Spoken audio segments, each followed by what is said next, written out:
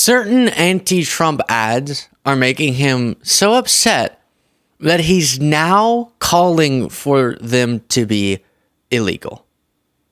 Yes, right after calling for CBS to be taken off the air because they did an interview with Kamala Harris he didn't like, after calling for the government to come down hard on MSNBC, etc. It could not be more clear that he does not respect the First Amendment, freedom of the press, freedom of speech, etc. So, an interesting little story is playing out surrounding one ad. We'll talk about that. Then I'll show you some others, and then I'll show you what Trump's saying about the legality of these ads. And interestingly, it's actually in response, this latest ad, to an anti-Kamala ad. So it's a response ad to something the Trump campaign has been spending tens of millions of dollars on, which is trying to convince their MAGA followers, and I guess other people who need to be turned out because these are final days sort of ads before the election. And they want people to believe the thing that should motivate you, wherever you are, to go out and vote is Kamala Harris's stance on undocumented immigrants in prison and the ability or lack thereof for them to receive gender-affirming care. I know we've all been really stressing about Harris's stance on this recently. And this is what MAGA does, right? They find something they think they can really provoke their followers with, and then they obsess over it. They fearmonger about it to distract from other issues, because so many of the most consequential issues Trump just doesn't have a plan on. So you got to strike fear. And for some reason, that subject is something that really freaks out Trump supporters. And so before getting to the Lincoln Project response ad, I will show you the original ad that my friends and I have been watching NFL a lot more. And on the NFL, at least the stations we're watching, there is constant playing of the ad you're going to see. Brett Baer played it for Kamala Harris during their interview, so that's where I'll show you this. Pennsylvania or inundated. Oh, by the way, you probably saw this, but we crossed over 900,000 subscribers. So in the next 2 weeks before the election, that's so freaky, we are hoping to get to 1 million subscribers. If you want to help in that and you're not already subscribed, you can do so simply by clicking the subscribe button. Thank you to everyone who is already, and thank you to all of you who are about to. With commercials and ads. They just want it to stop because it's every commercial. But many of them add noise, but a few of them seem to break through. This particular one from the Trump campaign has gotten a lot of attention.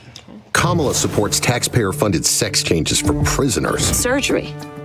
For prisoners. For prisoners. Every transgender inmate in the prison system would have access. So are you still in support of using taxpayer dollars to help prison inmates or detained illegal aliens to transition to another gender? I will follow the law, and it's a law that Donald Trump actually followed. So actually, because we've watched this answer a few times, I'll play the rest of it in a second because I think she does a really good job of reframing and contextualizing this issue.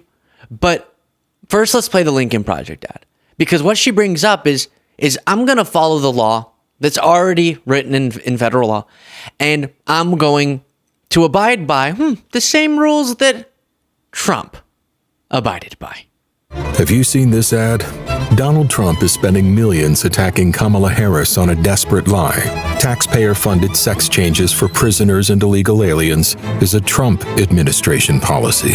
He's attacking Kamala Harris for his own record, and he thinks you're too dumb to get it. He's gaslighting America because Trump is for he, him. Kamala is for us. And the reporting that was cited in that is this here from the New York Times. Under Trump, U.S. prisons offer gender-affirming care. Oh my gosh! The Trump administration's approach is notable in light of a campaign ad that slams Vice President Kamala Harris for supporting taxpayer-funded transgender surgeries for prisons and migrants. And that's the other, they get really specific and they say, as I mentioned to you before, the real outrage is inmates who are undocumented immigrants awaiting deportation, who are seeking gender affirming care. And I just don't. Are there any examples of that, first of all? But also, yeah, just like with anything, if medical professionals deem something to be medically necessary and someone's detained, then the only people who could provide it to them would be the prison. But it's stunning how MAGA finds these niche issues and then really makes it a $20 million ad buy and makes it something that people are asking me about. Well, what about Kamala's stance on this? I don't even. Oh, okay. I don't know. Why are you so upset about this? You're thinking about, well, because taxpayer dollars, which I can't do the math in my head because I don't know what numbers we're talking about, but it's this tiny little amount. And that's what they're using to distract their supporters from the fact that Trump will shove trillions of dollars of wealth in the direction of the already wealthy, exacerbating income inequality, harming working Americans. If you're thinking about a trans migrant, then maybe you won't focus on the fact that Kamala Harris's economic plan has been deemed by economists to be the more effective one by far. Trump's crazy incoherent tariff proposals and the other stuff that he's rambling about, that's not going to serve the American economy. It would actually spike inflation. Interesting, given that Trump has been running on the guy who can perfectly address inflation. And the creator of this ad, Rick Wilson, addressed why the Lincoln Project made it. This is a classic example that Trump really has contempt for his own base. He really has contempt for the people that he needs to get reelected from.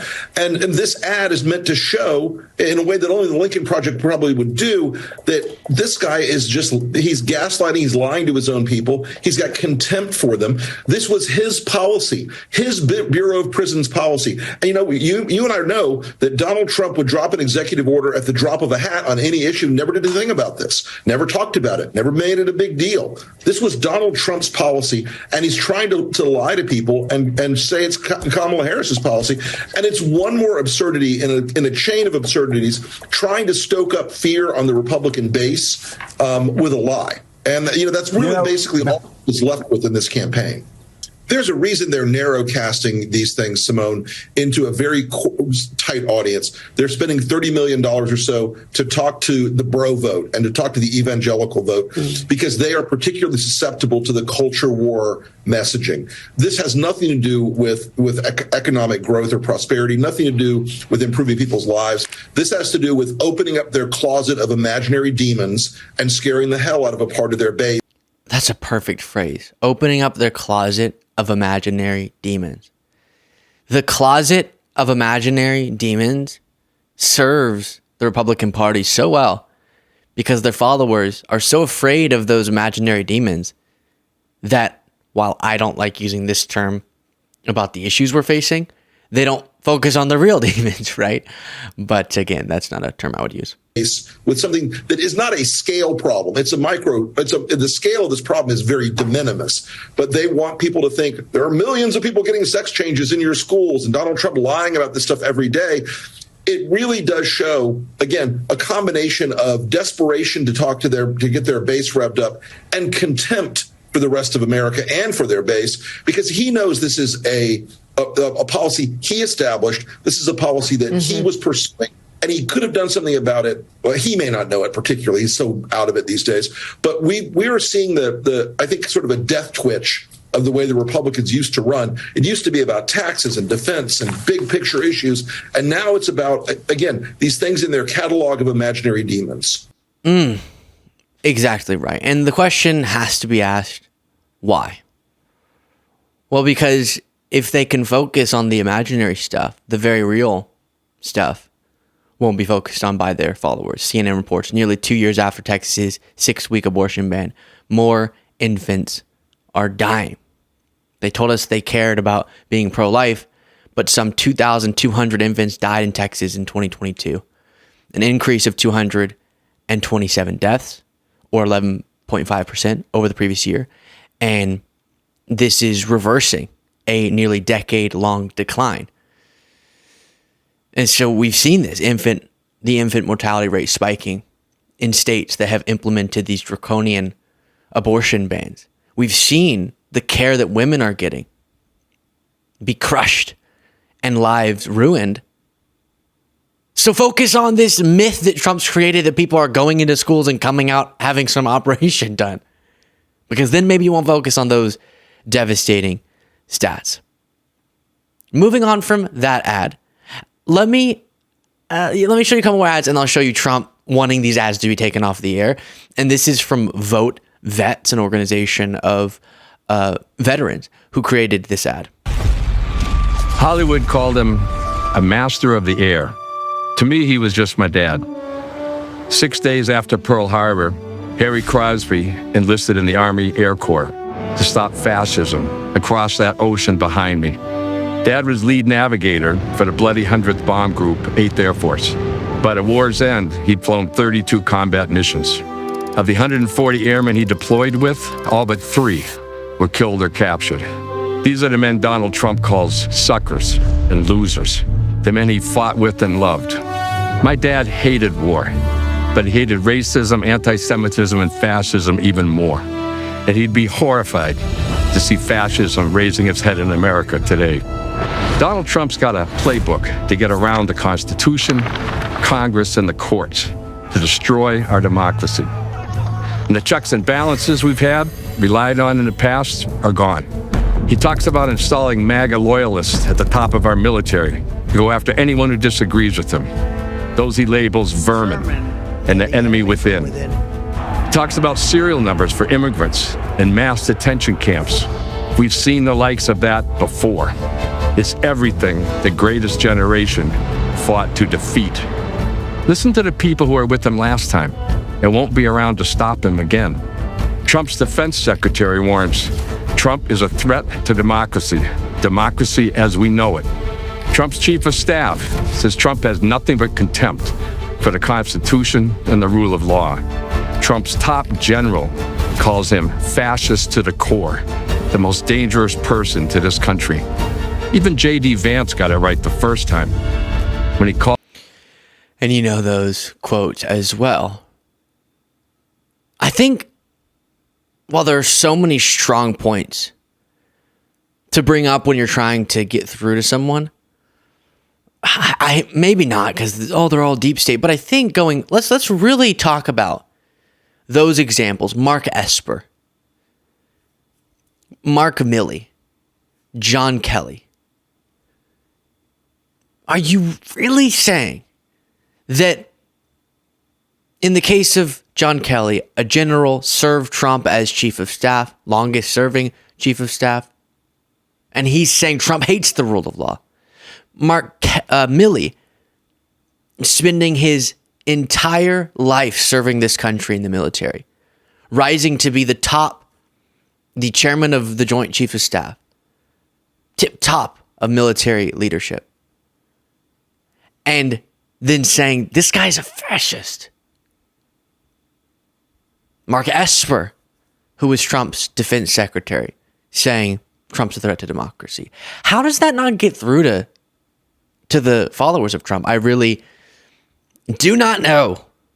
I do not know. And then WWE, there we go. WWE star Dave Bautista released this video. The worst thing that Donald Trump has ever done is divided this country. America will only be great if you vote for me. And that's bullshit. It's not making America great. It's making Donald Trump great. Vote for me so I can pardon myself, do anything I want, get away with it. Just a regular guy. But when I look up the definition of narcissist, this is who people want running our country. Everything he loses is rigged. When he won in 2016, because he lost the popular vote was rigged. What a whiny little bitch. The fact that he was convicted, 34 felonies, it was rigged. Guilty of fraud, because it was rigged. I know why he's so proud.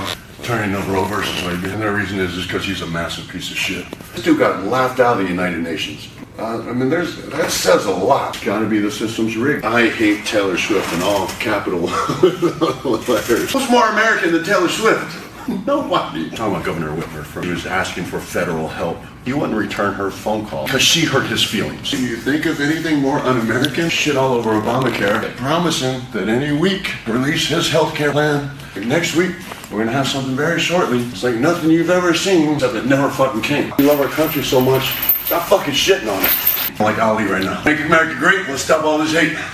Love it. He said love American again at the end there. I had to tell you, I say it with love, and I found that enjoyable to watch, but very unconventional. Hey, pa, pa, pa, pa. Let me tell you about something. I think you should vote for Kamala Harris. Here's why. She's better on the Constitution. Bam, bam, bam. She's a very different way to deliver a political point, but you'll love to see it. And Trump has seen either these or other anti-Trump ones and is very upset about it. But the level of lying is just incredible. I mean, to a point where I can't even imagine it's legal. I was asking some of these lawyers, some of the top guys, I said, can they absolutely, 2 weeks before an election, go out and do an ad where every one of your policies are the exact opposite? Isn't that election interference, and isn't that fraud? And isn't there a court that can do something about that? But the level of lying is... So he's just talking about people saying things about him that he doesn't like people to know, right? He, as I've said with a lot of things, if you took just that statement, you'd think that's kind of weird, but maybe you move on from it. But when you see it as a part of a series of things that he's saying about negative media, negative speech about him being illegal, you realize, when Mark Esper said he threatens democracy, when Mark Milley says he's fascist to the core, when John Kelly says he hates the rule of law in our Constitution, they mean it. They mean that he doesn't value the principles that make America America. Otherwise, he wouldn't constantly be saying stuff like that, and the government should come down hard, which is that Truth Social post, come down hard on MSNBC, and the termination of the Constitution one. The fact that those have just faded into the background is a shame. And it's shameful that our most influential media organizations would not bring those back up more often, because that says it all. Those two posts by themselves, boom, that guy can't be president, obviously. But what happens every time I bring up the termination of the Constitution thing? As you saw on Piers Morgan yesterday, Dave Rubin and Vivek Ramaswamy did the same thing to me. They go, no, that never happened. And actually, Jaden, jot down somewhere. We should do a segment where we should go through all the people I've confronted the termination of the Constitution, because the most common answer is not, you're misinterpreting what he meant. The common answer is he never said that, when it's in a post that's still up. And so that represents Trump's ability to not just misinform people about his opposition, but misinform people about himself and what he stands for. Let me know what you thought of all of that in the comments. Support the show, get the members-only bonus show, become a premium member of the Beasley Brigade. You're all a part of it already if you want to be. But if you want to be an extra special member, you can do so by clicking the join button below.